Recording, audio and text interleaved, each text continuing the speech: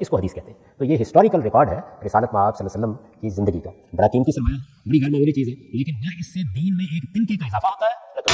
رسالت میں آپ صلی اللہ علیہ وسلم کے زمانے میں کوئی مورخ ہسٹورین موجود نہیں تھے، اگلے 100 سال تک بھی پیدا نہیں ہوئے. اس میں زیادہ تر لوگ اسی طرح سے زبانی باتیں بیان کر رہے تھے، سننے والے دوسروں سے بیان کر دیتے، وہ آگے بیان کر دیتے. اتنا بڑا جھوٹ اور اتنی بڑی جہالت کوئی نہیں ہو سکتی. سیدنا ابو ہریرہ نے اپنی مسند جو ہے، جو ابو ہریرہ سے روایات اپنی زندگی میں ہی لکھ لی تھی. حضرت ابو ہریرہ کا دور کون سا ہے؟ رسول اللہ کا دور ہے. حضرت عبداللہ بن عمر بن العاص نے ساری حدیثیں رسول اللہ کی زندگی میں لکھ لی تھی. ان کو منع کیا گیا تو رسول اللہ نے انہیں لکھنے کا حکم دیا. رسول اللہ نے اپنی زندگی کے اندر، رسول اللہ صلی اللہ علیہ وسلم نے ایک مرتبہ بڑا بلیغ خطبہ دیا تو ابو شاد صحابی تھے. انہوں نے کہا میرا حافظہ کمزور ہے، آپ نے جو آج گفتگو فرمائی ہے یہ مجھے لکھوا دیجئے. رسول اللہ نے حکم دیا ابو شاد کے لیے لکھ دو. اپنی زندگی کے اندر حضرت ابو ہریرہ کے شاگرد ہیں کون؟